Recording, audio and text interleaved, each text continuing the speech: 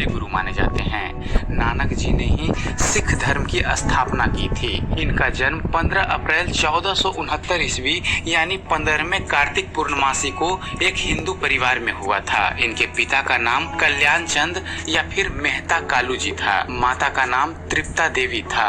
गुरु नानक जी के गांव का नाम तलवंडी था। तलवंडी का यह गांव आगे चलकर नानक के नाम पर ननकाना पड़ गया।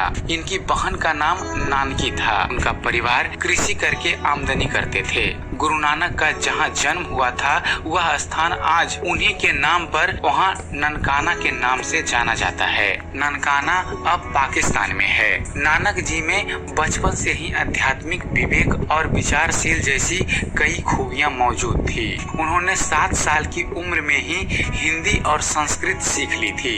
16 साल की उम्र तक आते आते वह अपने आसपास के राज्यों में सबसे ज्यादा पढ़े लिखे और जानकार बन चुके थे।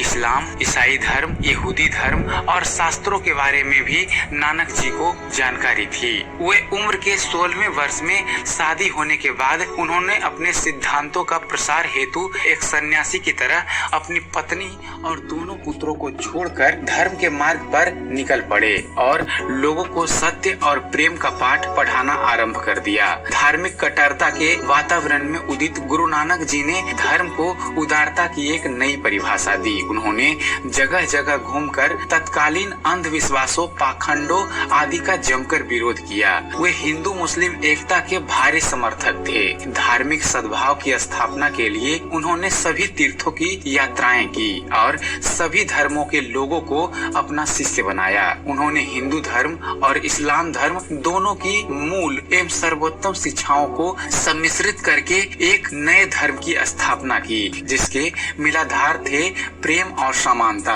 यही बाद में सिख धर्म कहलाए। भारत में अपनी ज्ञान की ज्योति जलाने के बाद उन्होंने मक्का मदीना की यात्रा की और वहाँ के निवासी भी उनसे अत्यंत प्रभावित हुए। 25 वर्ष के भ्रमण के पश्चात गुरु नानक साहेब करतारपुर में बस गए और वहीं रहकर उपदेश देने लगे। उनकी वाणी आज भी गुरु ग्रंथ साहिब में संग्रहित है। 38 साल की उम्र में सुल्तानपुर लोधी के पास स्थित वैन नदी में नहाते समय गुरु नानक देव जी ने भगवान का उपदेश सुना कि वह महानता की सेवा करने के लिए खुद को समर्पित कर दें। उसके बाद वो पहला वाक्य जो उनके मुंह से निकला वह यह था कि ना तो कोई हिंदू है और ना कोई मुसलमान है। उन्होंने अपनी सुमधुर सरल वाणी से जनमानस के हृदय को जीत लिया। लोगों को बेहद सरल भाषा में समझाया कि सभी इंसान एक दूसरे के भाई हैं। ईश्वर हम सब के पिता हैं। फिर एक पिता के संतान होने के बावजूद हम में ऊंच नीच कैसे हो सकती है। और चलिए अब आपको बतला देते हैं गुरु नानक देव जी की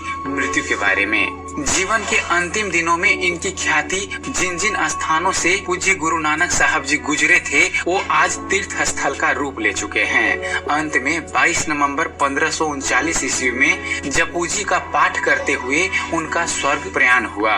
मृत्यु से पहले उन्होंने अपने शिष्य भाई लहना को अपना उत्तराधिकारी घोषित किया, जो बाद में गुरु अंगद देव के नाम से जाने गए। और चलते चलते आपको गुरु नानक देव जी के बारे में बतला दें कि गुरु नानक देव जी अच्छे कवि भी थे। उनके भावुक और कोमल हृदय ने प्राकृतिक से एकात्म होकर जो अभिव्यक्ति की है वह निराली है। उनकी भाषा एक